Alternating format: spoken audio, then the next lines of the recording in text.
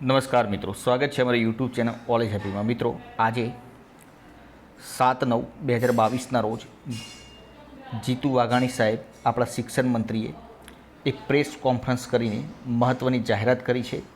શિક્ષકોની ભરતી બાબતે તેમજ ટેટ પરીક્ષા બાબતે જાહેરાત કરવામાં આવી છે। તે શું જાહેરાત કરવામાં આવી છે તે આપણે ડિટેલમાં માહિતી લઈશું। તો મિત્રો, શિક્ષણ વિભાગમાં 5360 જગ્યાઓની ભરતીની જાહેરાત। ગુજરાત સરકારની કેબિનેટમાં મોટો નિર્ણય। વાઘાણી સાહેબે શું આપી છે માહિતી તે આપણે જોઈએ।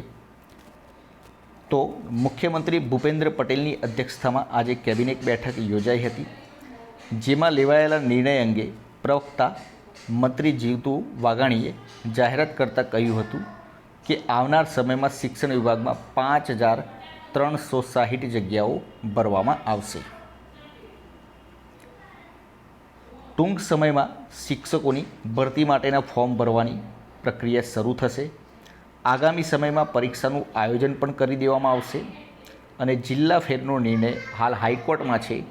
નિર્ણય આવતા ખાલી પડેલી જગ્યાઓ પર તાત્કાલિક ભરતી કરી દેવામાં આવશે, તેમજ સપ્ટેમ્બરના અંતમાં શિક્ષણ વિભાગની પેન્ડિંગ ભરતી પરીક્ષા માટે પ્રક્રિયા શરૂ કરી દેવામાં આવશે।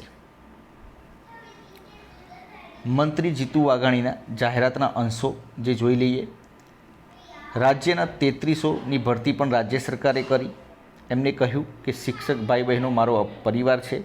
તેમણે કહ્યું કે 5360 જગ્યાઓ ભરવાનો શિક્ષણ વિભાગે નિર્ણય કર્યો। ટૂંક સમયમાં શિક્ષકોની ભરતી માટેના ફોર્મ શરૂ કરીશું। ટેટની પરીક્ષાને લઈ શિક્ષણ મંત્રીનું મોટું નિવેદન છે। 3 વર્ષથી ટેટની પરીક્ષા લેવાઈ નથી।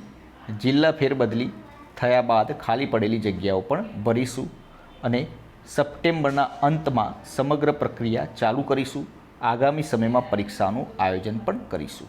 તો મિત્રો, આ હતી આજની જીતુભાઈ વાઘાણી સાહેબે જે પ્રેસ કોન્ફરન્સ કરીને જે માહિતી આપી એના વિશેની વાત હતી। આવી જ અપડેટ મેળવવા માગતા હોય તો ચેનલને સબસ્ક્રાઈબ કરી દેજો। કાલે ફરીથી નવા વિડીયો સાથે મળીશું। જય હિન્દ, જય ભારત।